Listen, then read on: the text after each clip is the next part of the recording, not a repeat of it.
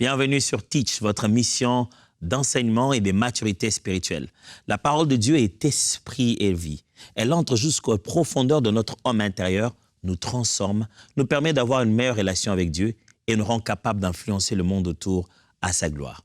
Cette émission a été conçue pour vous permettre de comprendre et d'appliquer intentionnellement les Saintes Écritures en tant que véritables disciples de Jésus-Christ. Nous avons commencé dès le début de cette semaine à rejoindre la semaine passée sur le sujet du prophétique. Alors, le prophétique est un sujet très large. Cette semaine, on s'est concentré sur justement le fait d'appliquer le prophétique. Comment on vit cela, comment ça se passe, comment on manifeste cela. Et j'ai résumé tout cela en disant que ça passe par 4 étapes. D'abord, la révélation, puis l'interprétation, puis vient alors l'application et enfin la proclamation. Nous venons de prendre hier ce que c'est que la révélation. Aujourd'hui, nous allons nous concentrer sur l'interprétation. Comment se fait l'interprétation biblique? Comment faire une bonne interprétation? Parce que c'est là que le bas blesse. Les gens interprètent des choses de leur propre manière pendant que Dieu avait donné une autre révélation. Est-ce que vous êtes prêts? Let's teach. Grandissons ensemble.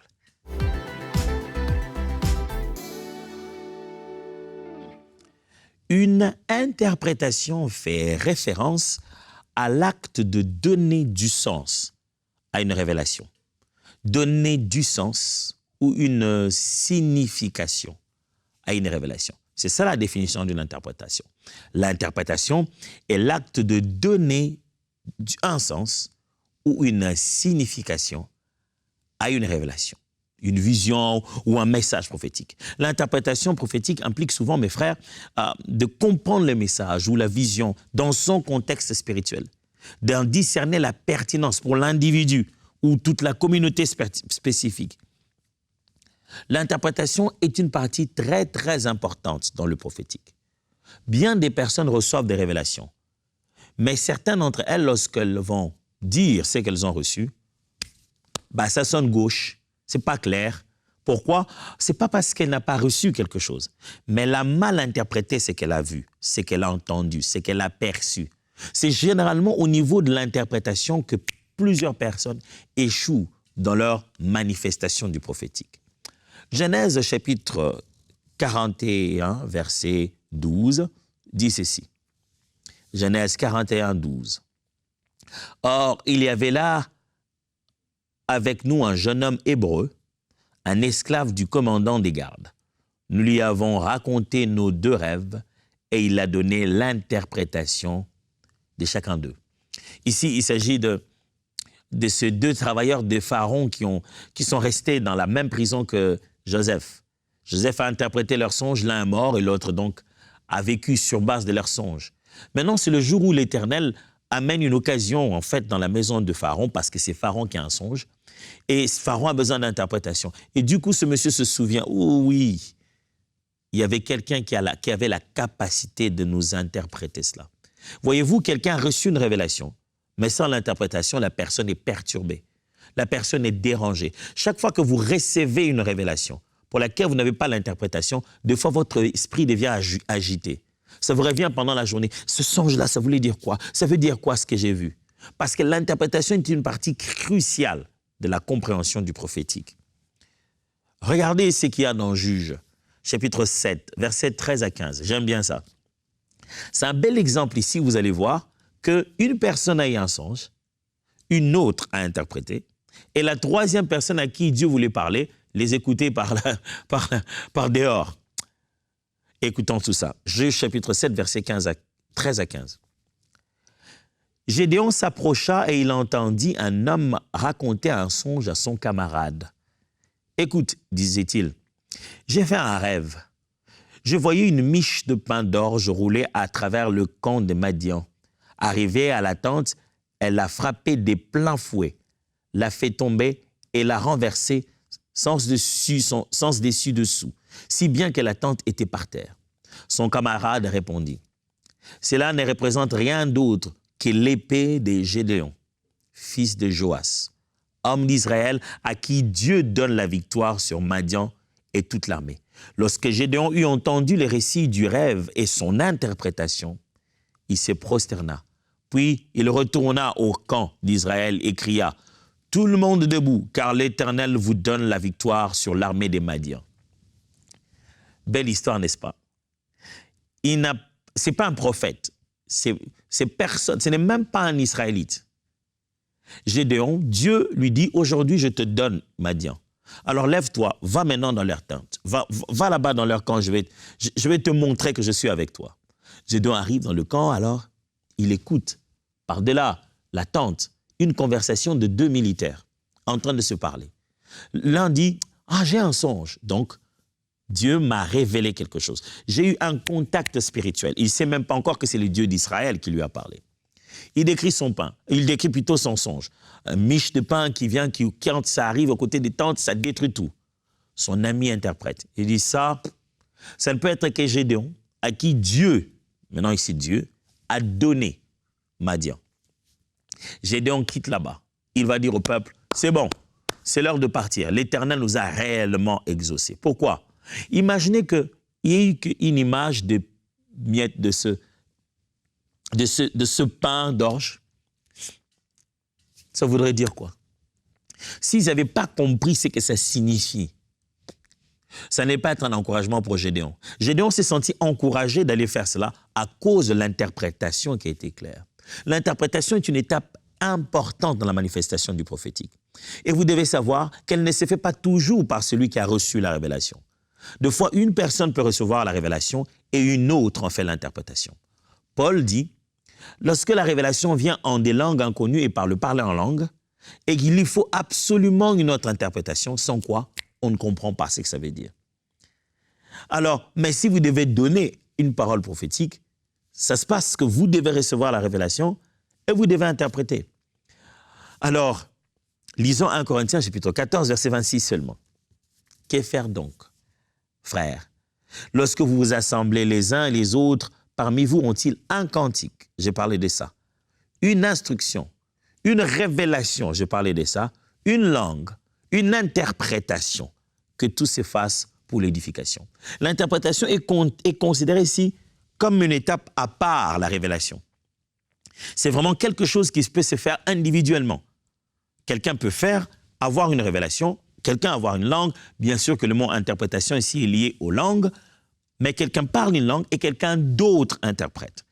Ça ne signifie pas que celui qui parle en langue doit absolument lui-même interpréter. La Bible montre que quelqu'un peut parler en langue, une autre personne interpréter. N'est-ce pas que la Bible dit très bien dans 2 Pierre, chapitre 2, 20, sachant d'abord vous-même qu'aucune prophétie de l'Écriture ne peut être l'objet d'une interprétation particulière, et elle ajoute que c'est poussé par l'Esprit que les hommes ont parlé de la part de Dieu. De la part de Dieu, Dieu donne les capacités d'interpréter le songe, d'interpréter la vision, d'interpréter la voix entendue, de comprendre ce message-là. Sachez-le bien, je l'avais dit, il y a des émissions passées, Dieu ne parle pas notre langue, il parle un langage. Et qui veut dire langage, veut dire encodage, veut dire symbolisme, veut dire une chose à travers une autre, veut dire parabole, veut dire simplifier quelque chose dans des termes pendant que ça veut dire au-delà de ça. Alors, quand on est dans le prophétique, on doit toujours savoir qu'on est ici en relation avec l'omniscient, qui sait tout. Et toi, tu ne sais pas tout. Il peut te parler des choses que tu ne peux pas décrire. C'est pourquoi, des fois, vous voyez dans la Bible, les psalmistes, ou plutôt les prophètes disent, « J'ai vu quelque chose semblable à. » Semblable à. Parce que sur terre, cette chose-là n'existe pas. Ils pouvaient juste décrire ça sur base d'une comparaison. Dans notre monde, ça ressemble à ça, ça ressemble à ça. Mais c'était plus que ça. Ça, c'est lorsqu'on perçoit une révélation qui est au-delà de notre connaissance et au-delà de nos habitudes. Maintenant, comment expliquer ça aux autres? Comment communiquer cela? Comment faire comprendre aux autres? On doit absolument passer par une interprétation. Je ne vais pas vous enseigner aujourd'hui tout ce qu'il faut sur l'interprétation. Je ne suis pas en train de donner un cours ou enseigner ici des prophètes ou des gens qui ont l'appel que au prophétique. Mais je me renseigne tout disciple du Christ à avoir les bases nécessaires. Vous devez pour cela retenir 4 choses. 4 conditions pour une bonne interprétation prophétique. Quand vous avez perçu une révélation ou que quelqu'un a perçu une révélation, quand il doit se faire l'interprétation de la révélation, retenez 4 choses importantes. Premièrement, discernement spirituel. Deuxièmement, compréhension des symboles et des métaphores. Troisièmement, validation par la parole de Dieu. Et quatrièmement, confirmation et discernement communautaire. Allons l'un après l'autre. Les discernements spirituels. Qu'est-ce que je vais dire par là? Lorsque vous recevez une révélation par vous-même ou un autre frère, une autre sœur l'a reçue, pour comprendre la source de ce message, la nature de ce message, le message provient-il réellement de Dieu? Est-ce de l'ennemi? Est-ce une pensée humaine? Toute interprétation commence par là. Vous interprétez qui? Vous interprétez quoi? L'âme humaine ne s'interprète pas de la même manière. J'ai passé quelque temps dans ma vie à faire une étude approfondie au sujet des manifestations spirituelles, je le considère comme ça, qu'on appelle des songes, qui ne sont pas seulement étudiés dans la Bible, qui sont aussi étudiés dans d'autres sciences, comme en psychologie. Plusieurs tendances psychologiques ont des études des songes. Il y a la psychanalyse freudienne, ainsi de suite. Et j'ai trouvé là-bas que, pas que la religion chrétienne, d'autres formes de religion aussi, leur explication et la place qu'on donne aux songes. J'ai appris beaucoup de choses en faisant cette étude. Et j'ai vu comment l'interprétation de Jung, par exemple, de Michael Jung, sur les songes et l'interprétation psychanalytique, donc de ceux de la psychanalyse, le courant de Freud, sur le songe, où on considère que voilà, les songes peuvent être juste l'expression d'une partie de nous-mêmes passée, d'un sentiment enfoui, d'un passé de nous-mêmes, une façon de rentrer en nous-mêmes. Le songe serait qu'une façon d'interpréter notre propre âme. Vous voyez, c'est une façon de décrire cela. Pourquoi j'emprunte ça? C'est juste pour vous dire que il est possible que lorsqu'un être humain dit avoir reçu quelque chose, ce n'est peut-être pas Dieu. Je vais parler de ça maintenant dans la Bible. Là, je vais tenter de vous expliquer avec Fred et tout ça. Peut-être que ça a compliqué certains. Je vous l'ai dit dans la Bible. Dans la Bible, Ecclésiaste dit ceci. C'est à cause de beaucoup de pensées qu'un homme arrive à avoir des songes la nuit. Vous voyez ça? Ecclésiaste dit ça. Il dit, beaucoup de pensées, beaucoup de choses que la personne a eues, beaucoup d'occupations, lui fait rêver la nuit. La Bible reconnaît que on n'a pas que de songes spirituels venus de Dieu. On a aussi des songes qui sont que un retour de nos propres pensées. Maintenant, quelqu'un vient te dire un songe, ou quelqu'un dit, il prophétise, je suis l'Éternel. Tu veux interpréter qui? Tu veux interpréter l'homme? Tu veux interpréter ses pensées? Tu veux interpréter la pensée du Seigneur? Tu vas interpréter le Saint-Esprit qui parle, tu vas interpréter une menace diabolique qu'il a eue dans son songe, ou quoi? Le point de départ de toute interprétation, c'est d'abord le discernement spirituel de la source. Ne courez pas pour interpréter sans savoir c'est qui a parlé. Le frère ou la sœur qui vous parle ou qui parle pendant une réunion, mais c'est qui parle? J'ai déjà peut-être raconté cette histoire, mais ça me fait rire jusqu'aujourd'hui. On était en plein prière au début de ma foi, on priait ensemble. On était en groupe. Et pendant qu'on priait, une sœur a élevé la voix et voulait prophétiser. Alors, au moment de prophétiser, elle dit, « Je suis l'Éternel, votre Dieu. Je suis le Seigneur qui vous parle. Je suis le Seigneur Jésus-Christ. Écoutez ma voix. » Elle n'avait pas encore fini de prier, de parler. Une autre sœur s'est mise en transe là-bas, elle s'est mise à parler. Et elle a commencé à dire, « Moi, je suis le Saint-Esprit. Celui qui est là-bas, ce n'est pas Jésus. » Donc, on était là, on était confus. La minute qui suit, une autre sœur s'est mise à prophétiser en disant, « Moi, je suis le Père. Les deux là, je ne les connais pas. » Oui, je sais que des fois, les courants de croire aux choses de l'esprit, c'est par quoi on passe de foi. Ça ressemble à une histoire invraisemblable, n'est-ce pas?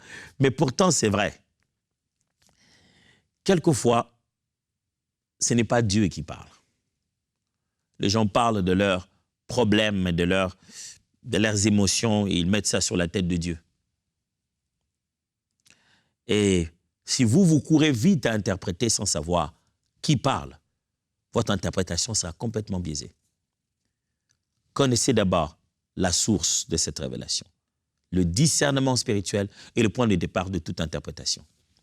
Deuxièmement, comprendre des symboles et des métaphores. Les révélations prophétiques sont souvent en symboles, en signes, en des natures qui ne sont pas toujours directes. Souvenez-vous de Pharaon, par exemple, qui voit des vaches en train d'en manger d'autres. Vous imaginez des vaches qui mangent des vaches. C'est plus normal. Quand vous voulez interpréter, vous devez savoir qu'il y a du symbolique, il y a du métaphorique, il y a de l'apocalyptique, il y a beaucoup de termes pour ça. Hein. Mais Dieu parle tantôt d'une manière, tantôt d'une autre. Faites attention aux symboles et aux signes. Un jour, quelqu'un m'a raconté son songe. J'ai écouté son songe. Et dans ce songe, il y avait ce qu'on appelle un jeu de mots. C'est-à-dire que la personne qu'elle voyait n'était pas la personne. C'était plutôt le nom de la personne qui, en réalité, détenait les véritables messages. Il dit, j'ai vu un ami à moi qui s'appelait Gabriel. Et puis, alors, il ne m'a pas dit le nom de l'ami. Il m'a dit, j'ai vu mon ami là, c'était bizarre qu'il soit venu à un endroit. Il m'a dit des choses sur la famille et tout. Je me dis, mais comment cet ami connaît ces choses? Je suis un peu confus. Comment mon ami là peut venir dans mon songe et me raconter des choses qui concernent ma famille? Certaines des choses qu'il disait là, ça me faisait peur. Il dit, c'est pas la première fois que je rêve de cet ami. De temps en temps, je le vois souvent dans mes rêves. Je lui ai dit, comment s'appelle cet ami? Il m'a dit, il s'appelle Gabriel. Le moment même où il lui-même dit Gabriel, du coup, tout en lui devient clair. Oh, ça n'a jamais été cet ami. Ça a toujours été l'ange de l'Éternel qui vient me parler et m'apporter ce message. Je ne suis pas en train de dire que chaque fois que vous avez quelqu'un dans un sens, c'est son nom que vous devez faire référence. Je suis juste en train de vous montrer comment, dans ce cas particulier, l'Esprit m'a conduit pour mettre en lumière ce jeu de mots qu'il y avait. Alors, quand vous voulez interpréter, sachez que vous êtes en face des signes, des symboles, des premiers, de deuxième, de troisième degré. Pour devenir bon dans ça, habituez-vous au symbolisme biblique. Troisième chose, troisième condition pour une bonne interprétation biblique, ici on parle de la validation par la parole de Dieu. Mes frères, toute interprétation prophétique doit se faire valider par la parole de Dieu. Ah oui. Ce que tu me dis là, ce que tu as expliqué là, c'est bien. Est-ce que ce n'est pas à l'encontre de la révélation des Écritures? Valider par la parole de Dieu ne signifie pas que vous allez trouver votre songe dans un passage biblique, que je dois vous donner une référence biblique pour vous dire que, voilà, votre songe est dans Matthieu chapitre 4, verset 5. Non. Seulement, cette interprétation ne peut pas contredire la nature de Dieu de la Bible. Ça ne peut pas contredire la révélation de la personne de Christ. Ça ne peut pas contredire l'enseignement des vérités de la parole de Dieu. La Bible, les enseignements de la parole sont justement ce roseau par lequel vous allez mesurer toute cette interprétation. Est-ce que ça ressemble au Dieu de la Bible? Est-ce que ça a des repères dans la parole de Dieu? Est-ce que ça ne contredit pas la révélation de la parole de Dieu?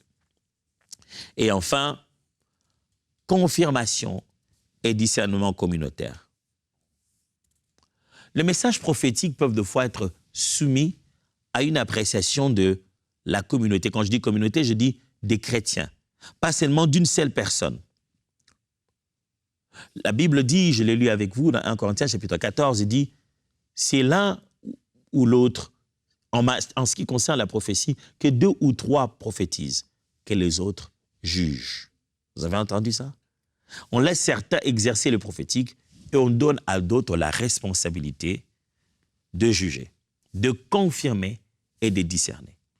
Quelquefois, dans l'interprétation, ce n'est pas seulement toi qui as interprété à ta manière.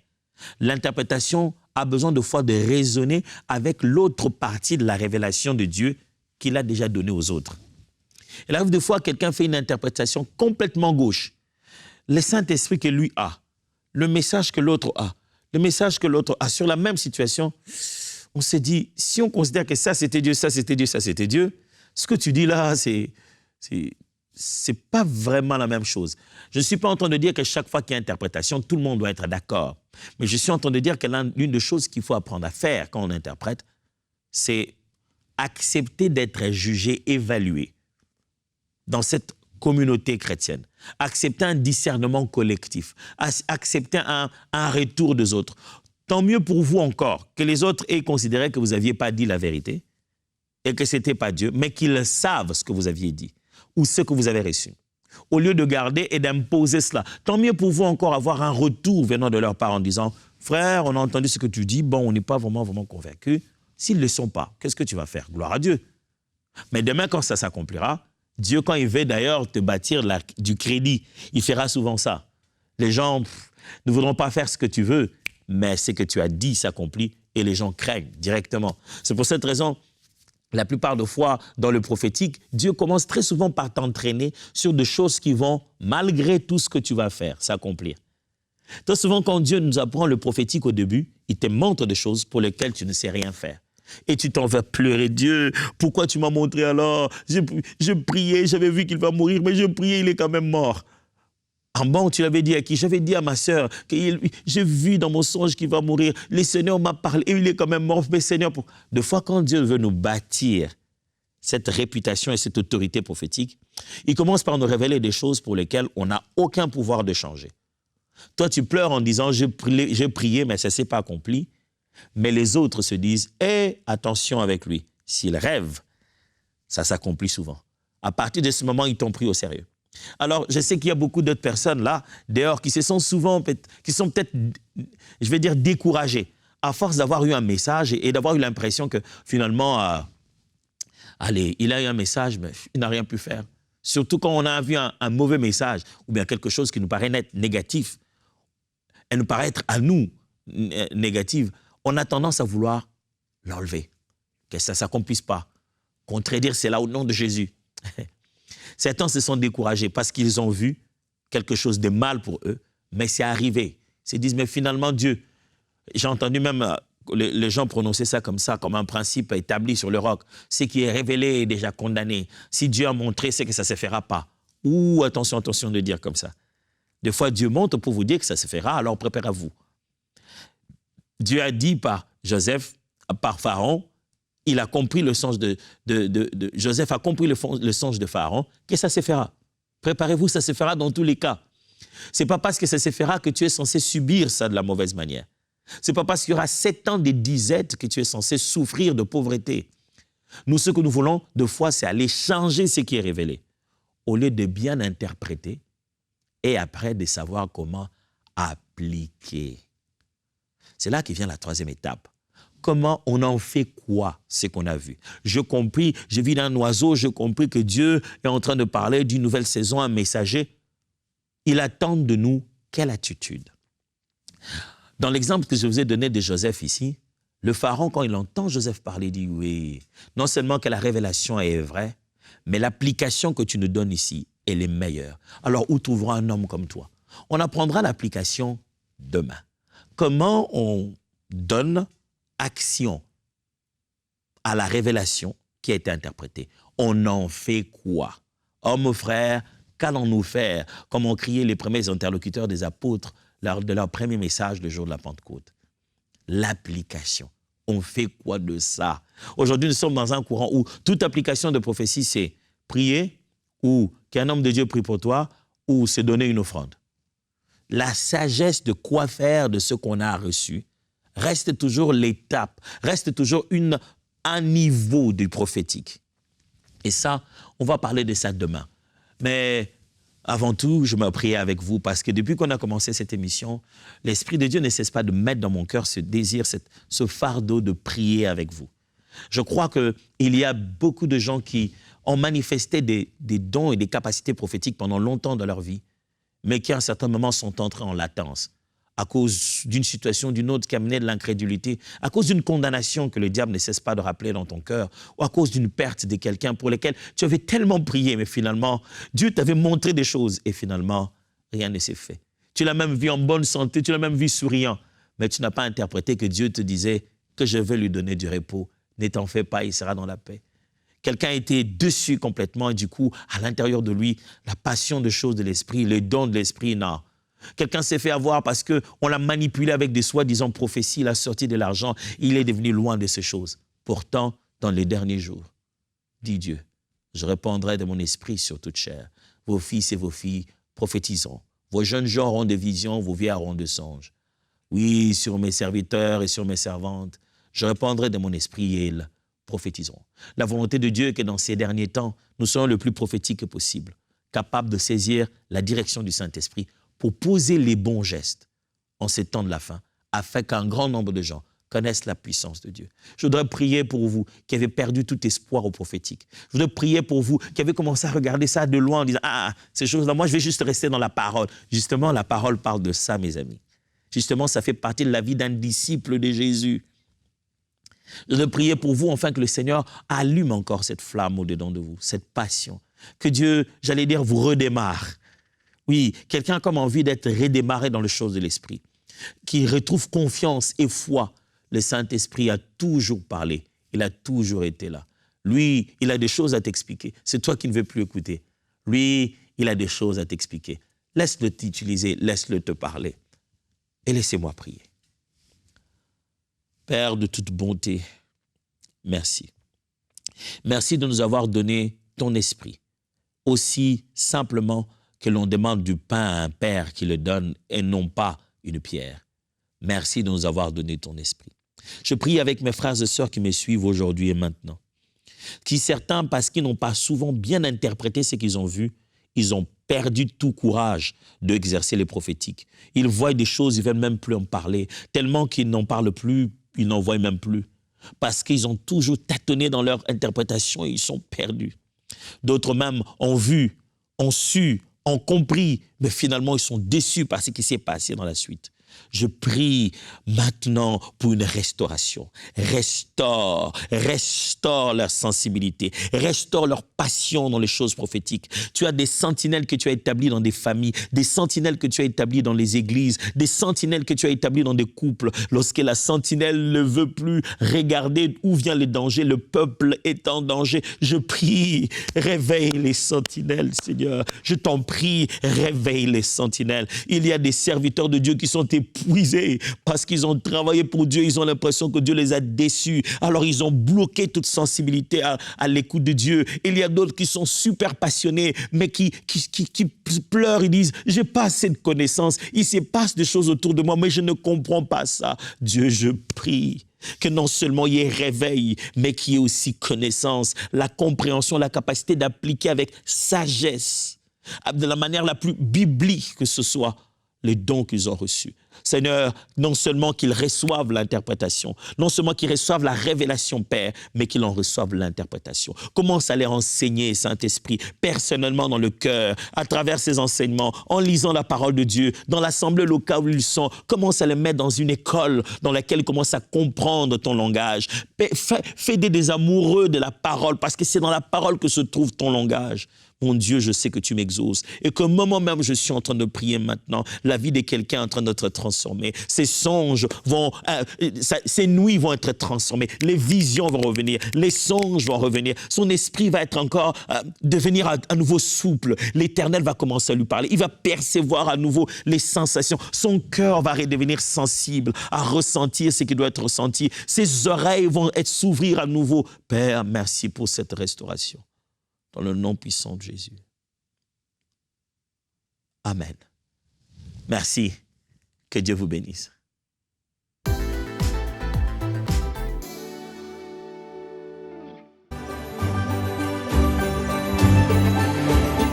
la ville de Capernaum, la rumeur grandit. On apprend qu'un homme nommé Jésus arrive en ville.